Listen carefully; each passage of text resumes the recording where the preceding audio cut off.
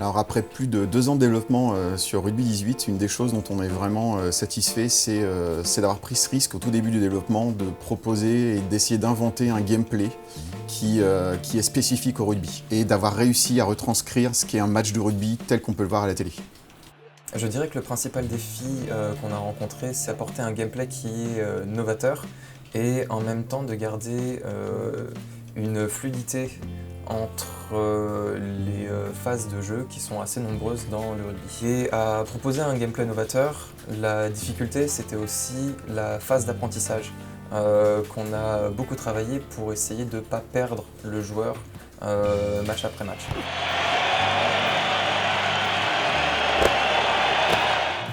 Alors pour Rugby 18, on a utilisé les statistiques officielles de toutes les ligues qui ont été enregistrées pendant les dernières saisons, ce qui nous permet d'avoir la réalité des matchs de rugby. Donc pour chaque joueur, on a par exemple son endurance, on a sa qualité de coup de pied, la puissance dans une mêlée, et toutes les statistiques qui déterminent un joueur de rugby.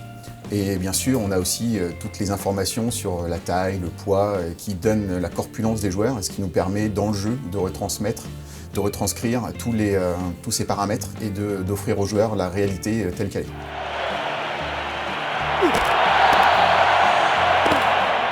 Alors les éléments qui nous ont demandé pas mal de travail autour du gameplay en lui-même, c'est par exemple le public dans les stades. On doit représenter certains stades avec plus de 25 000 spectateurs, donc les supporters avec leur drapeau, leur tifo. Certains ont le maillot de leur équipe, de l'équipe qui supporte pendant le match. Et puis aussi, ils doivent réagir à ce qui se passe dans le match, donc être contents ou pas contents en fonction de l'équipe qui marque un essai. Et puis on a même des choses comme la Ola par exemple, qui vient pendant les matchs. Et puis c'est d'autres petites choses qui évoluent au fil du temps dans un match, comme la pelouse qui se dégrade. C'est quelque chose de très typique dans un jeu de rugby, dans un jeu de rugby réel. Et aussi les joueurs qui se salissent ou qui transpirent.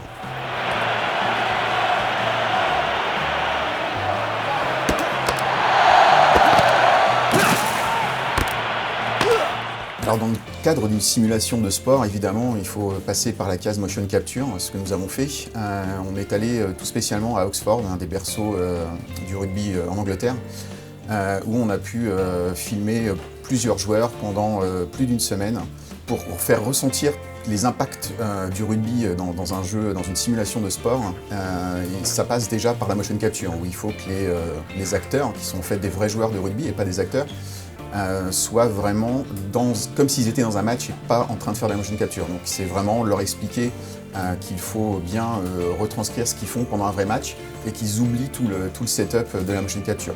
Ensuite, une fois que les animations arrivent chez nous, c'est plein de petits éléments comme la caméra, les sons ou de simples choses comme les vibrations de la manette qui vont retranscrire aux joueurs tous les impacts tels qu'on les ressent dans un vrai match de rugby.